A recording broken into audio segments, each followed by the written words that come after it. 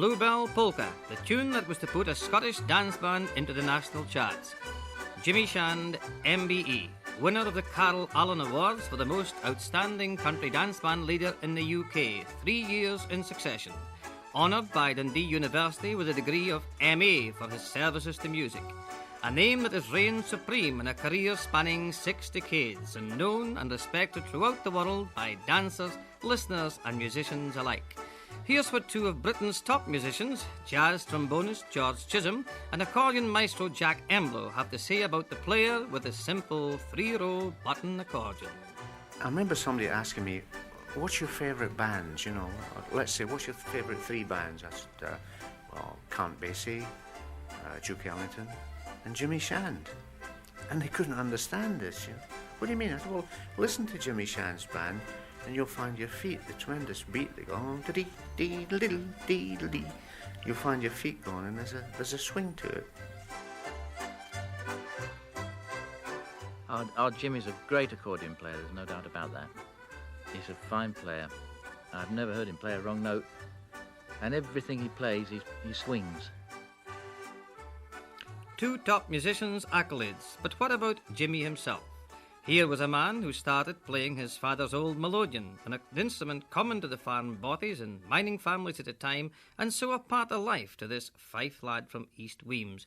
When did he come to realise he had something to offer with his special brand of music? It wasn't until later on in life when we began to realise that they were playing a wee bit different, but by this time we were listening to gramophone records, Peter Wiper, Dan Wiper, Jimmy Brown, Peter Latham, Jack Williams, Leo Mallet. They were all good players. But there was a few good players even in our own district. They used to come down to the pubs on a Saturday night and then you would hear the melodeon being played in the pub, and then when it comes shutting time, they used to come down to the seafront, sit on the dyke. It used to be a lovely sound to listen to them play. We must have learned something for the lads. Because, as I said, we were playing 10-key melodeon. Then we went on to the double key. And the old International was the elite for melodeon players during that period. If you had an International, you were a lucky man. And there was one particular man, in fact there was two of them. One was Bill Miller. He came from a small village, they called it the Mall, on the Standing Stone Road between Windigates and Kirkcaldy. And his brother-in-law, Anne McAndrew. And these were the two lads that were outstanding at that time. Outstanding at that time, yes, but here was a young Shan rising to join the elite. His first job was down the pits, as opportunities for such as joiners as he himself fancied were slim indeed. This was the era leading into the general strike and the Great Depression in the 20s, and prospects were drear. However, a chance visit to Dundee was to change all that with the introduction of Charles S. Forbes of the well-known music shop of J.T. Forbes in King Street. When I left the pits, I come out and when they came on strike in 1926. I'd only been in roughly 4 years. And from 1926 up to 1933, I would say you were lucky if you could work 2 months a year at any kind of job or work you can get. It was really a hard time at that time. But my luck certainly changed when I went to Dundee.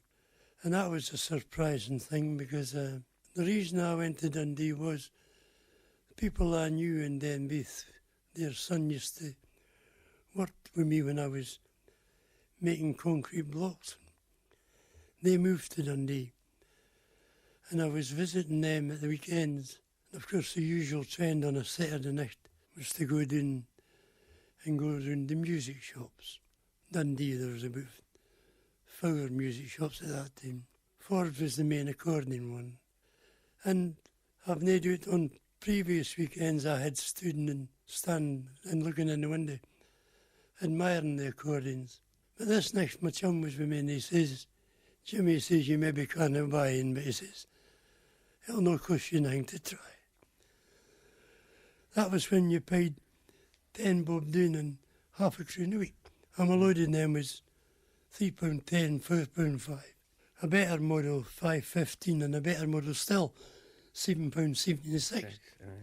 That was the range for the bothy. So in we goes, started to play. Been playing for about 5 minutes, and this wee man comes at the office.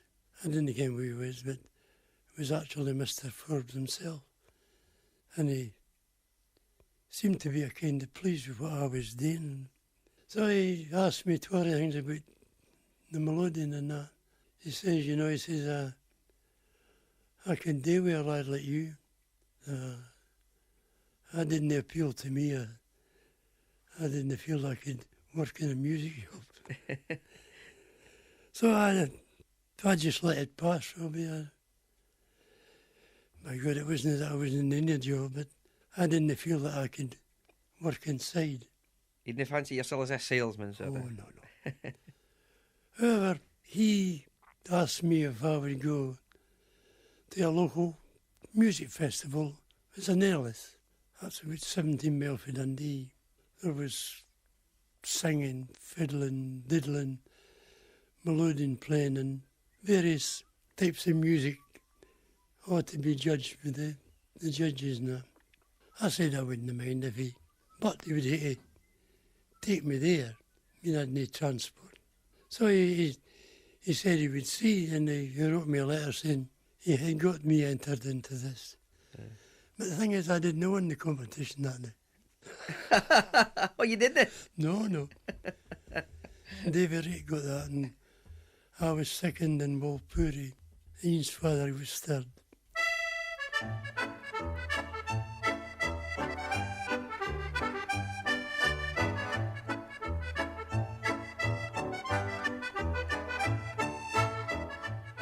First time I ever heard him playing was in Alyth in 1933, I think it was. He was at a competition there and he played a march to Spain Real, Inverness Gathering, Brazy Tully Met and John Cheap the Chapman, and it was going like the wind. But it was that special sound that we all recognised as being something really extra special, you know.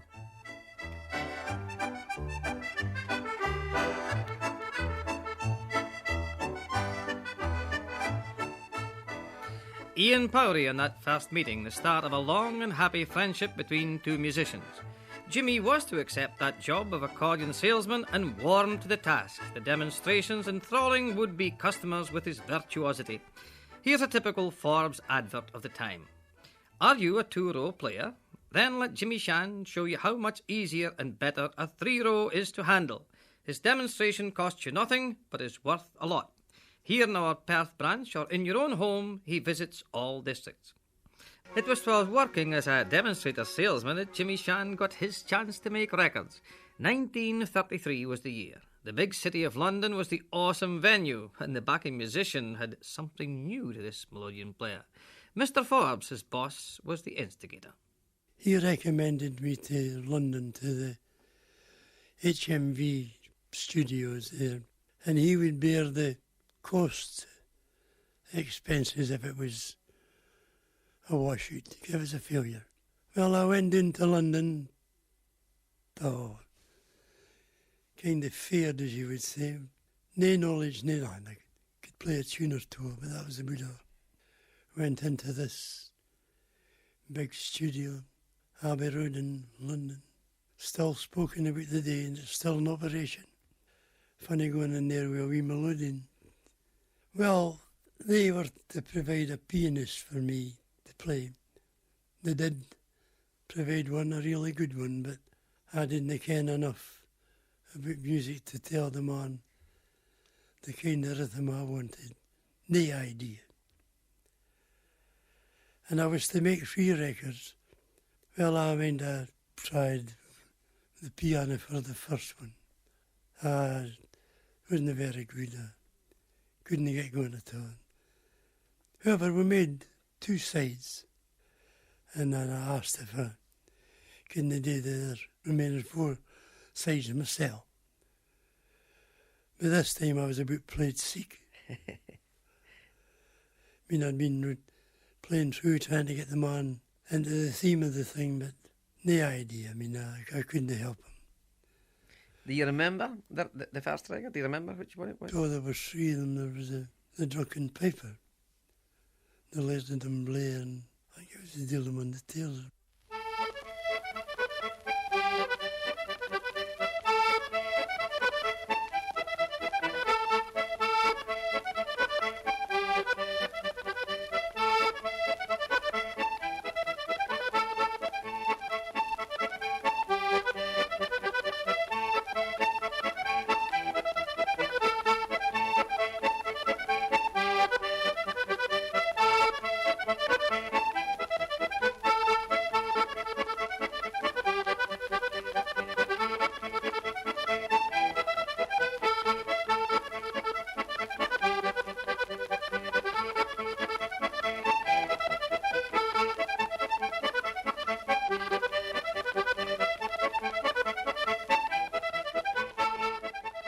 Well, that was the start of a long and highly successful recording career. His latest record, in fact, was just released at the end of last year. Many musicians have shared in the Shan magic in the recording studios. Bert Weedon, one of Britain's top musicians, recalls his contribution to the Shan record catalogue. At that particular time, I was what you call a session musician, backing all sorts of people like Frank Sinatra, Ella Fitzgerald, Alma Cogan, pop people and straight people, Gigli. And one day I got a telephone call from George Martin, and I was very honoured because Jimmy is very highly thought of in musical circles all over the British Isles, and in fact all over the world. And I said, yes, I'd be delighted to come along. And I went along there and I met Jimmy, and he struck me as being a very, very nice man indeed, a very quiet sort of chap, but a very fine musician, because I went in and introduced myself and we started to look at the music, and he is a sort of musician like myself. He doesn't like to go into a studio unless he's absolutely certain of all the notes in the arrangement that he's got to play. And I think this is another part of his magic, because he gives the feel that when you listen to him that it's all sort of carefree and happy, which it is, but it's also very highly professionally thought out and performed.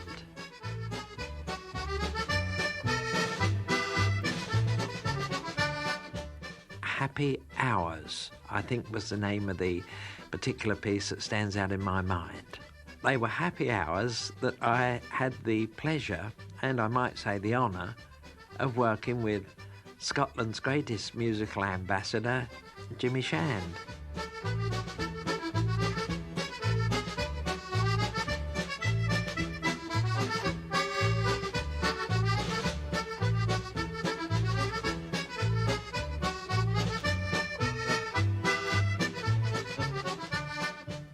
Top guitarist Bert Weedon. Jack Emlow is another leading musician from across the border who recorded with and came to appreciate the talents of Jimmy Shand. Many years ago, Jimmy was playing at a concert. It was the evening of a big accordion festival, and the concert in the evening consisted of Jimmy with some Scottish dancers. And of course I was in the audience, and I chatted briefly to him afterwards.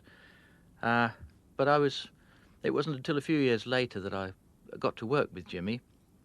By then I was a studio musician and on call for anything at all, and George Martin, the producer, rang one day and said, would I care to do a record with Jimmy Shand? Well, of course I was very honoured and flattered. So I turned up at the studio, and Jimmy and the rest of the boys were there, and they handed the music out, and of course I can sight read all right, so I played the part, but it would be in no way the same as Jimmy would play it. I mean, I as I say, I can sight read all right, but the Scottish stuff contains so many subtle accents and little embellishments, which I don't feel. And if you wrote them all out for me, I could go home and practice them for 2 weeks, and I still wouldn't sound like Jimmy Shand.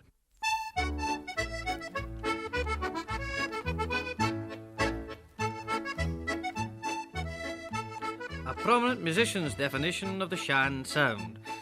The Shan dunt is the expression we hear more commonly used among Scottish musicians, and here's Jimmy's lifelong friend Sandy Tulloch to define this unique style. He keeps things simple. I think he's got a mental image of what's happening on the dance floor when he's playing, because you get this coming through. There's many other bands who can put any number of notes in the bar. We hear them all the time, but as Pete Edwards says, an awful lot of notes and not a lot of music.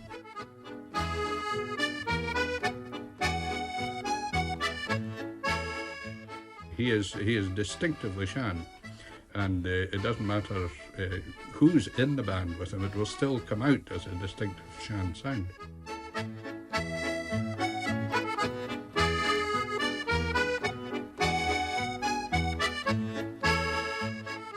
It's his phrasing, his sense of timing and phrasing that's important, and the use of the three rows when you're playing Scottish music, and the economy in the use of bellows and economy in use of the air valve.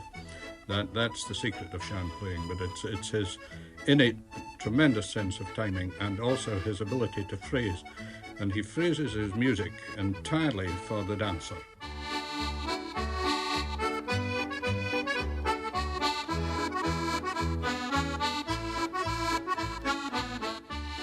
I watch the dancers, and my advice then would be say, take your time off the best couple in the hall.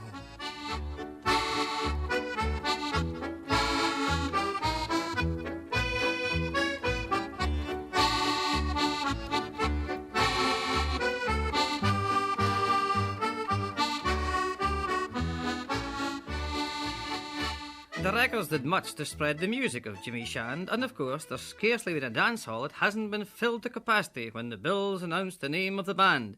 But when did the Jimmy Shand band start out broadcasting? A role that led to every knob on the wirelesses around the country being tuned for the dance music session. We did a broadcast for Howard Lockhart for, I think it was New Year's Day in 1946. Actually, I'd been doing solo broadcasts since 1935. During the war, up to that period. And when Howard Lockhart phoned me and asked me would I come through and play a selection or two on this programme, I suggested to him then, I says, would you prefer to hear a wee band instead of me myself? Because it was easier playing with the band. So he said to bring them through, and I tell you, it's quite true and frank. I took them through, we played, we did the job, and we never looked back since. And I was lucky because they all blended fine. They maybe weren't perfect, but they were possible.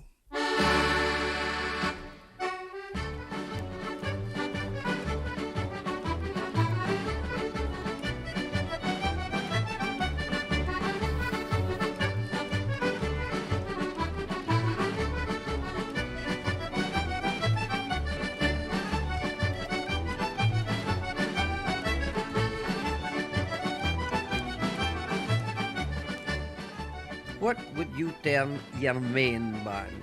There obviously had to be changes as years went on. What would you term the real Shan band? Oh, the band of the 50s. McKelvey, Sid Chalmers, Wee Owen McCabe the drummer, Nora Whitlaw on the piano, and old Archie on the bass at that time. I mean, there were slight changes throughout the years, but the funny thing about it is I got the same tune no matter who I played with.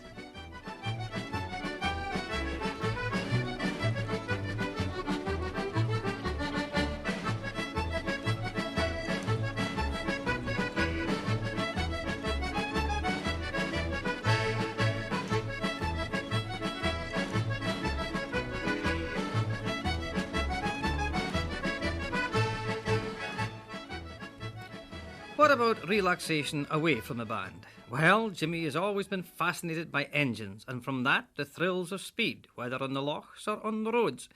This fixation was transferred onto the transportation of the band, as we'll hear, and long before the famous Bonnie Dundee bus was on the road, his reputation on two wheels was well known. Oh, I bet the bikes weren't fast at that time. Oh, come on. What speed did you get up to that time? Never came, I never had a bike with a risk speedometer. I had capable bikes, all right, then. I was a great Norton man, the old Inter Nortons. I remember Jimmy back in the middle 30s when he was with Forbes, travelling, selling accordions, and he used to come round by Essendon. My father was at Easter Essendon at that time, and I remember with affection, but not a lot of affection, how he had this gigantic motorbike, a big Norton, and he said, "Would you like a hurl on it, son?" And of course, much against my better judgment, I went and draped myself over the back, and my goodness, I don't ken if I've ever forgotten that run. He's enough a man for speed, you know. There is this extraversial bit in his character that somehow impels him to drive motorbikes at great speeds and cars. Another lovely story is a story that Alistair McHarg, the famous Scottish baritone who's now resident in Adelaide in Australia, and whom I had the pleasure of seeing just a couple of months ago when I was out there. He told me about the time when he was travelling with Shand, obviously, and they were going to go do a show in Inverness, and they came about Brewer, Killiecrankie somewhere, the Forest of Brewer anyway, and it was a terrible sharp bend at those days. And Shand said quietly, "Head on, lads, I didn't think I'm going to make the bend." And he didn't. And the car went straight into this planting. Now, he was very lucky because they had actually taken down a lot of the older trees, and the car did very little damage. It didn't do much good to the wee fir trees, but I don't suppose it would do them an awful lot of harm. But they stopped literally half an inch from a massive pine. And Alistair McHarg, who was one of the most nervous passengers in any kind of vehicle, was physically sick. Nothing was said. Alistair recovered, shut the door, Shand reversed back onto the road, and at this was the time when Robert Wilson, you remember the late Robert Wilson, there was the mystery of his disappearance in Ireland, which was making headlines. Not a word was said for 2 or 3 minutes, and then Shand says, "Well, if this gets into the papers, I'll maybe take Robert's name off the headlines." Yes, Jimmy may have been reluctant to give away his high-speed secrets, but Ian Powrie and Andy Stewart vouched for the passion and also the humour behind it all. But back to the band.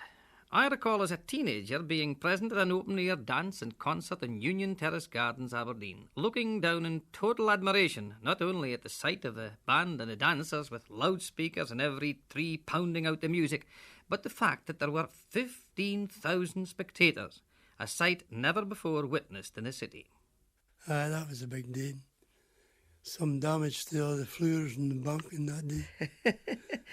What year I was speaking about, Jimmy, would you remember? That'd be mid-50s, prior to 60. Yeah, it's just like the pop festivals of today. They imagine 15,000 people coming in. Oh, it's tremendous. Aye. Stopped all the traffic in Holborn Street, Union Street. Did that give you a personal lift to see all that folk before you went on the stage? Robbie, I never get excited whether it's a big crowd or a wee crowd. If they enjoyed good, well, that's it. I heard you was an impatient man, that you would far prefer I would stop clapping and let you get on with the job. Would that have been true? Well, I suppose if you could lap up the applause, it'd be all right, but it never bothered me really very much. When he came out to do a tour in 1977 with the Alexander Brothers, it was really something else. They asked me to go along and join them, and of course that was marvellous. And when we got to the Adelaide Festival Hall, he actually got a standing ovation. Before he started to play, he came sort of sidling onto the platform, kind of half apologetically, and they were all standing, and he turns round to John Carmichael, who was supporting him in the wee group there, and he said to John, "I wish they would stop clapping till I get to start to play."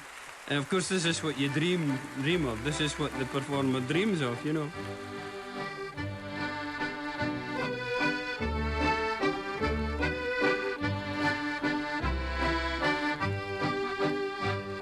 Yeah, and that particular evening as well, I had to join him in the second half of the programme for a wee tune together, and amongst other things we played a selection of waltzes, of course, and I had to do the introductions. And I said before we started, I said, well, now you're home and hose this time, because you can all get your stays loose and sit back and just sing this selection, because you know all the tunes. In fact, it'd be a great idea if you just had a wee waltz and around about the place. That would be marvellous. Well, of course, I didn't realise what I'd said, because it went on fire. Whenever we started to play the waltzes, they got up and started the waltz in the aisles and along the front of the stage and everything. So when we came off, Shan said to me, you'll no need to say that again, son. He says, I didn't like that. But this is what you dream of, you know. Unbelievable.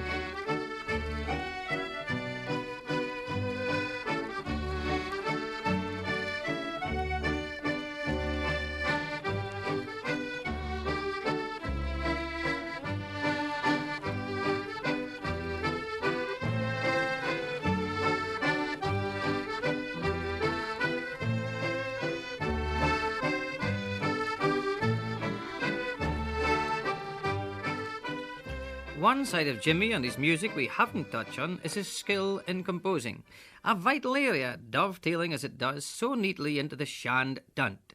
Why did he start introducing his own tunes? Well, when I started to do broadcasts and record selections, mainly the broadcasts, when you were playing original tunes, and you were finding difficulty to get a tune that was blending with this particular tune you were using. You could have books after book, not counting your own knowledge of tunes that you had in your own memory, and you were sometimes left with no alternative but to compose a record tune, which I've done many times. First tune I wrote was Lunan Bay. In fact, I didn't write it, it was Forbes did on music for me. You diddled the tune or played a tune to him and he wrote it down. And why did you call it Lunan Bay? Well, funny enough, I was going to Aberdeen to hear Harry Gordon, and I had a young thing on the back of the motorbike. Took her up through Dundee Arbroath, Montrose up to there. I minded passing this sign, Lunan Bay, 2 mile. And I'd never seen Lunan Bay until many years after.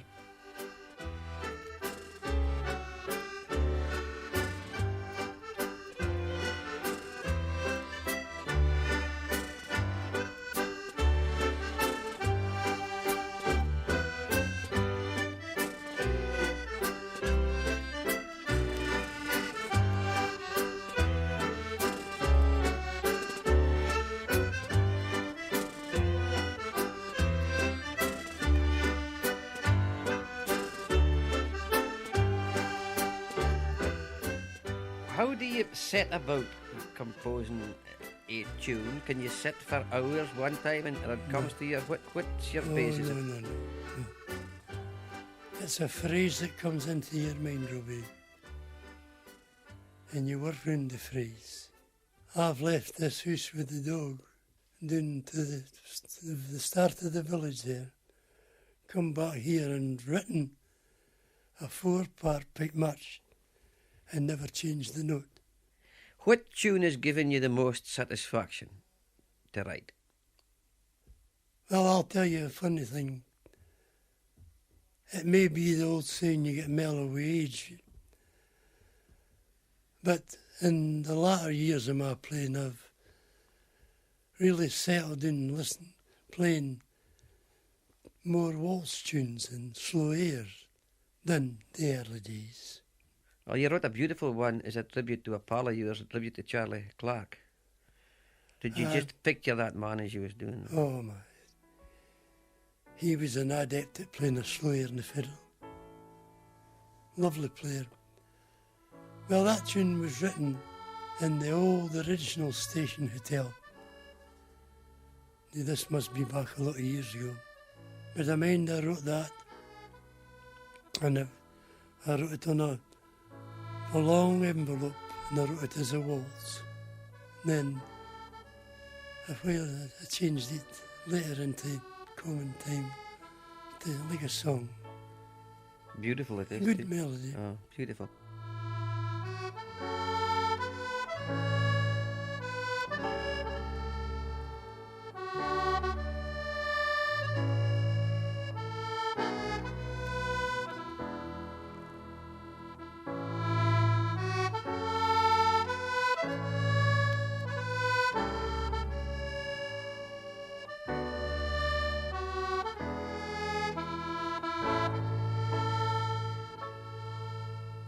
With a long and distinguished career in Scottish music, we tend to ignore the fact that Jimmy Shand has had his share of disappointments and illnesses, and that more than once he had to take a rest, if not early retirement.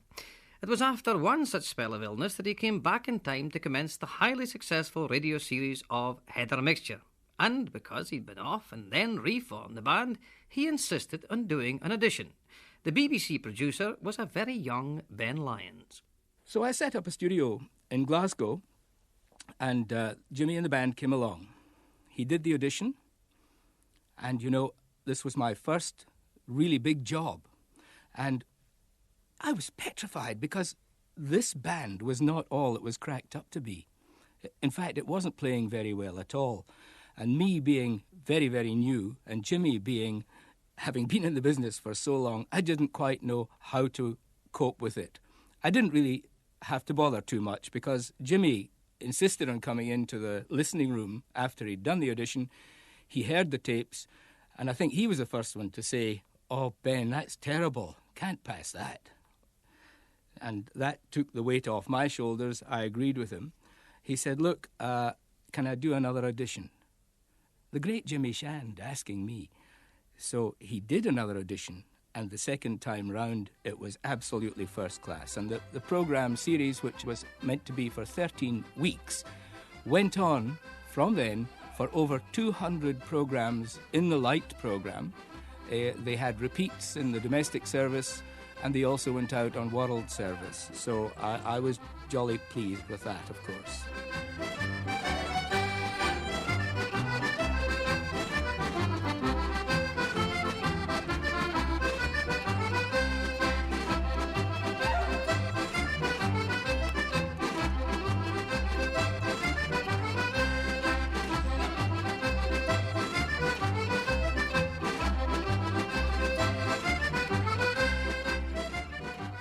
While we were doing Heather Mixture, and as I said, it was going great guns, it was pretty successful, EMI came through to me. That's the recording company, Parlophone HMV. They came through to me and asked if we would do a record featuring Jimmy Shand and some guests, and they wanted to call their LP Heather Mixture. Well, the BBC wasn't very, very happy about a commercial product being given the same name as a BBC programme. But they did acquiesce when we suggested that we should call it Scottish Mixture. So we did make a recording featuring Jimmy Shand and the band. Bill Jack was our compere. He always was on air, so he did the comparing too when we recorded this particular LP in the Kelvin Arena. It's a largish hall which is in Argyle Street here in Glasgow. We recorded Scottish Mixture. It featured, among others, Moira Anderson, Bill McHugh, and on it, we got a unique track because it was the one on which Jimmy Shand, for the very, very first time, sang. And it was part of the Heeland chorus, so that was Jimmy Shand as a singer. Now here's the maestro himself, Jimmy Shand. I've come a long, long way today from Bonnie Achtermachte to play my wee accordion jazz because I love it. I play the movie, I skip the fiddle, I feel the gummadingle, and now they've rocked me in on this, they're harder for a singer.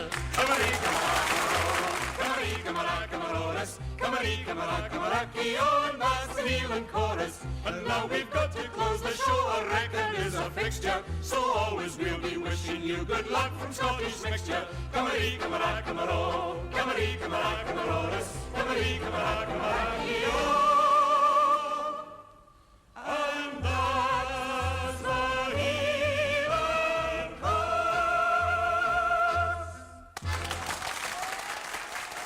Now, we can't give success stories all along the line. That was the start and finish of Jimmy Shand as a vocalist. However, the most spectacular success was surely with the one tune, the Bluebell Polka, putting the name of Jimmy Shand and the band in the pop charts of the day. It wasn't a new tune either. I knew the tune before I even come to Dundee. And I didn't mind where I heard it.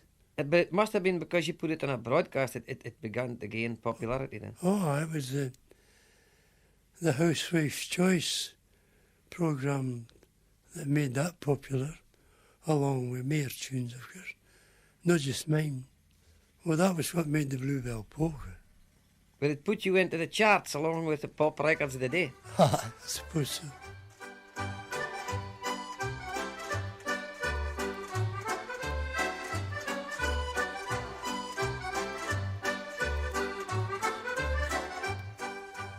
The charts dismissed in a short aside. But then on the other side of the coin, Jimmy Shand rarely speaks of his work for charity. When pushed, he did tell us of the significance of the popularity of the Bluebell Polka when it reached the then unresponsive ears of a young girl. Well, she was a young lass, a young nurse.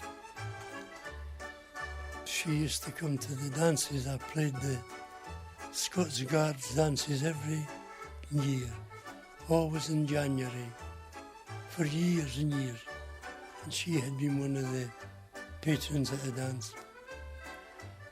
And going home for the dance one night, they'd been involved in a bad car accident, badly injured, and she had been in a coma for weeks. Tried lots of things to try and bring her in, and her mother tried my records. She had been a lover of Shan music, not just mine, other bands have needed, but they played the records to them, and it seemed to bring her round. And I got a surprise one night when I was playing at the Guards dance, when she walked across that hall like a robot, but she walked herself, kind of staggering. I believe that even since that, she's now happily married and settled in, and that's a great thing.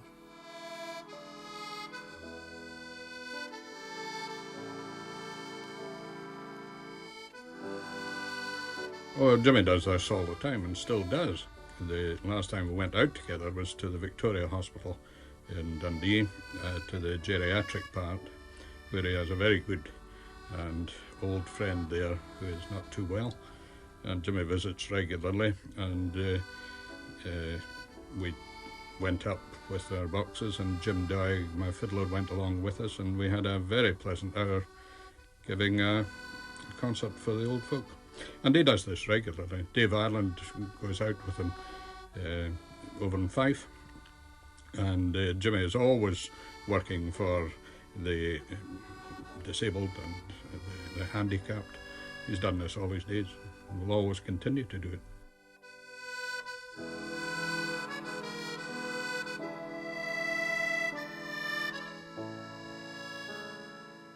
He's a great deal of concern for his fellow professionals and for people that he knew or maybe didn't even know so terribly well.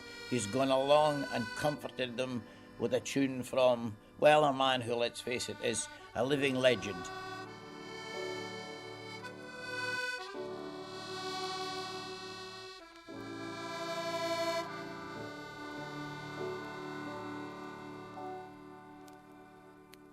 You were forced to quit. In fact, the papers were full of stories in 57 or thereby that Jimmy Shand had done his last waltz, and all the papers saying that because you had been pretty ill. Were you a frustrated patient? Were you dying to get back again? Well, in the sense that I had to cancel a lot of work, and the thing was drying up with the band boys again.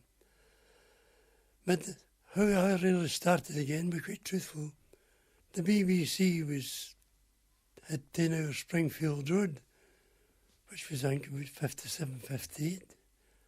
And Ronnie Calder phoned me and asked me could I get some of the boys together to come in and day a wee bit, this is for television, to come along with Tory the Boys and play Tory selections. And Amen Bank was started in about October. And I was supposed to be off for a year. But I started in October, and that was about 6 months off or 7 months off.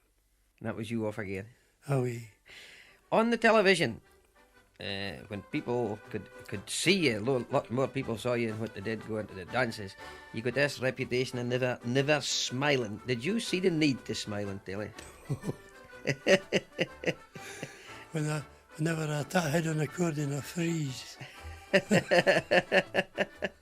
your mind's in the box all the time, is it?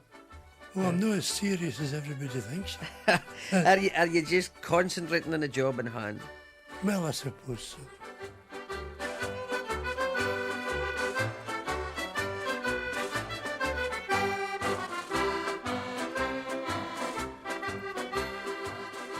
I remember once, when in the middle of his playing, I wandered up to him and cracked a wee joke into the microphone, and he actually did break into a smile. And this, I think, was this time anybody had seen him smile publicly, and the studio audience broke into a round of applause. And after he'd finished playing for the dancers, he turned round to me, off the microphone, of course, and he says, "Dinna make me laugh again, son. I might have missed a note."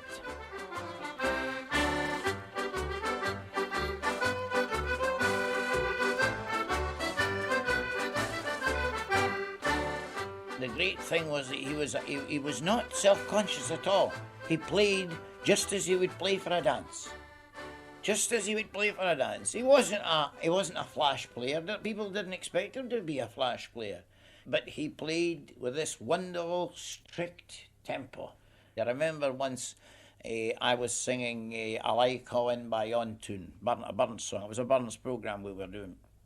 And I went over it. Harry Carmichael was playing the piano, and Jimmy Shand, the band, he wrote parts for Jimmy Shand to play, you see. So I sang, "I like Cowan by yon tune and by yon garden green again. I like Cowan by yon tune and see my bonny Jean again."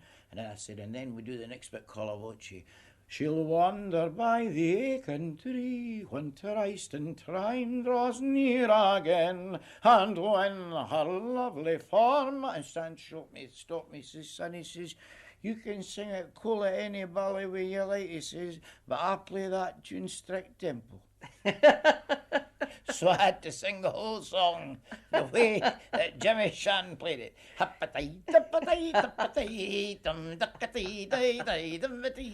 And who's to say he was wrong? Playing for dancers, the prime considerations, the peg to hang his hat on no matter the company, television, radio, records, even royalty. Like charity work, this is a side to his playing he prefers to keep to himself, and no doubt getting that feeling of self-satisfaction and pride without blowing his trumpet all over the land. He must have entertained high society on countless occasions, and yet again the Shand modesty comes over. I asked him how many times he'd played for royalty. A few times, played Balmoral, played Windsor, Holyrood, and command performances, no harm runs, places like that. Was a command performance or playing at some of the palaces, was that a nerve-wracking thing?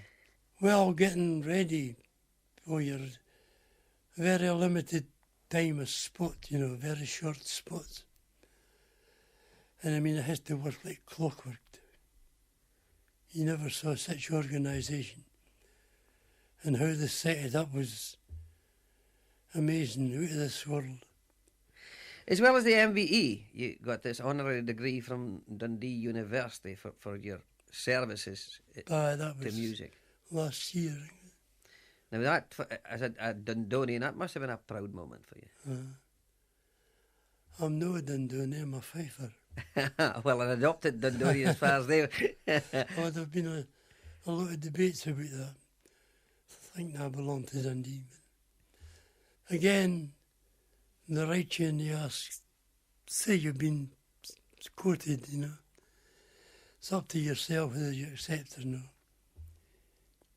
The same for the MBE and things like that. It's up to your own choice if you want. These modest words hide quite honestly his great inward pride of having gained such high honours, and another highlight must have filled him with awe and apprehension. Bryceling was the decoy on this surprise confrontation for This Is Your Life. Bryce had been Jimmy's record producer for a number of years and a firm friend. As he explains, it was nearly a non-event as the hour approached. We had the most terrible problems, you know, trying to keep it a secret from him. And in the end, we managed to get him into the Cali Hotel by dropping him from our car in Lothian Road and pushing him into the side door without him seeing all the television bands outside. And we just got in, we're ready to go upstairs into the hall when, I'll not name the person, but he's a very well-known actor, came up and said to Jimmy, "Well, Jimmy, this is going to be your..." And I managed to give him a kick in the shin so he didn't go any further. Otherwise, it could have been rather a disaster. How did he take that? You were very close when he was sprung on him. How did he take it? He was very good. I was expecting anything because, you know, Jimmy, I mean, he could have turned around and told Eamon to go to wherever he wanted to go. But no, he was very good. He was staggered, absolutely. And I can't remember the exact words he said. It was quite a reasonable swear word, and took it from there. This is your life, and this, I need hardly tell you, is Edinburgh. Tomorrow is St Andrew's Day, a special day for millions of Scotsmen, but today extra special for one of them. For in a career spanning over half a century, and during which his music spanned the world, he is today receiving his first ever gold disc, about to in a few moments in the famous Caledonian Hotel here. A far cry from the mining town tenement where he was born, and the start of a distinguished music career that saw him playing for pennies in the streets of Dundee. Now, some know him as the shyest man in show business, so there's no knowing how he's going to react when he sees me and this. Jimmy, you weren't expecting a second presentation, but I came along here so that I could say, musician, conductor, award-winning musician, tonight, Jimmy Shand, this is your life.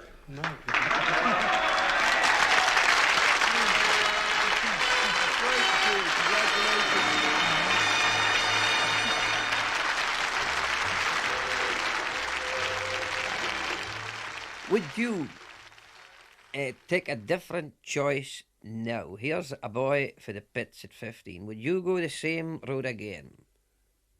Well, if I was going to be starting again, Robbie, I didn't think I would be a full-time musician.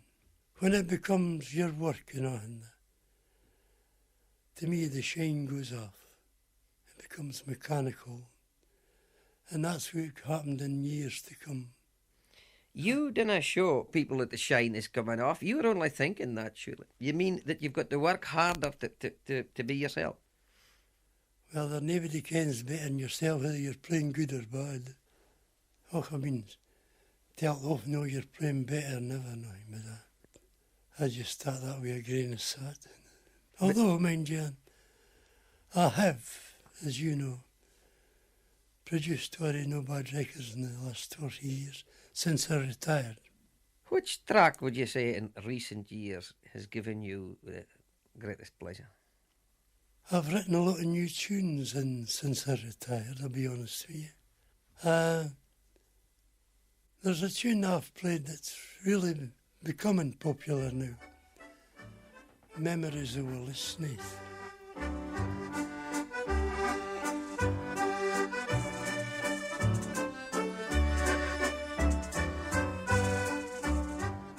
Willis Smith was a very frail, weak-looking man, and he used to come along with his pals. They called them the herds, the young farmers and cattlemen, you know, for the other various farms round the boot. And they brought Willie to the dances. And I thought, when I saw Willie, maybe the next time I'm down here, you'll not be here. And one of Willie's favourite tunes, when me playing especially, was the Cobbler. And one morning I got a sad message. Willie had died. I went into the funeral. And when I come home, I thought about that. I wrote this waltz, 3-part waltz.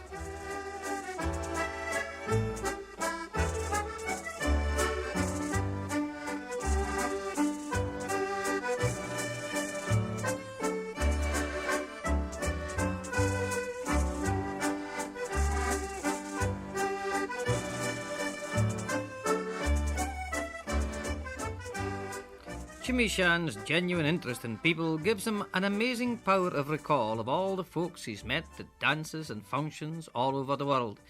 But let's get some of Jimmy's friends to reverse the role and sum up the man and his music. I've travelled, as you know, all over the world, and I have been guests on many occasions at social evenings held by Scottish country dance societies. And they, in deference to myself, and they usually put on a little display of dancing. And very rarely do they have musicians to play that music. And the records that are put on for these people to dance from Anchorage in Alaska to Auckland, New Zealand, are the records of Jimmy Shan.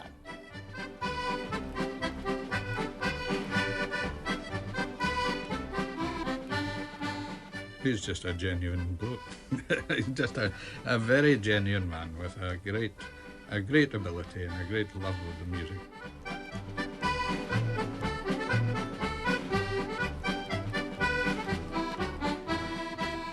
Everybody's the same with Jimmy, and he doesn't try and put on airs or anything like that. He's just Jimmy Shan, and he's the same with everybody.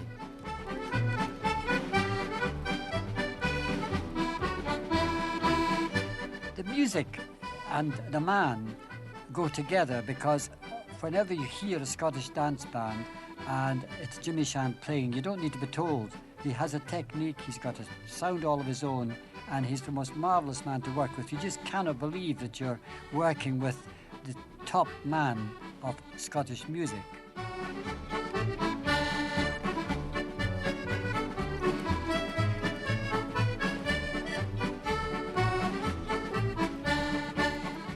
Jimmy Shan, the man who surely deserves a bit of peace and rest to spend in the splendid family atmosphere at Auchtermuchty with his wife Anne and son David, and near at hand, Jimmy Jr. and his family. But will he be allowed such luxury if that special call comes to pick up that box again? I've been retired since 1972, but I've never got peace in that time to date.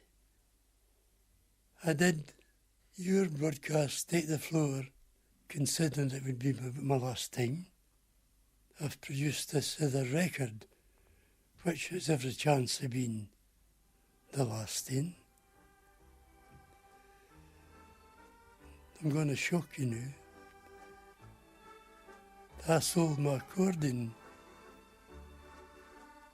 to a friend of mine after I finished them. I didn't hear books here now. You certainly shocked me with that. Were you determined that box would find a good home? Oh yes. But if I didn't hear books, I can't go and play. There's a lot of folk doesn't talk no for an answer. I get embarrassed. Yes, but there will be the occasion somebody will be lying in hospital and Jimmy Shan will go away down to that hospital, borrow a box and play after. Well, maybe I'll not say aye and I'll not say no.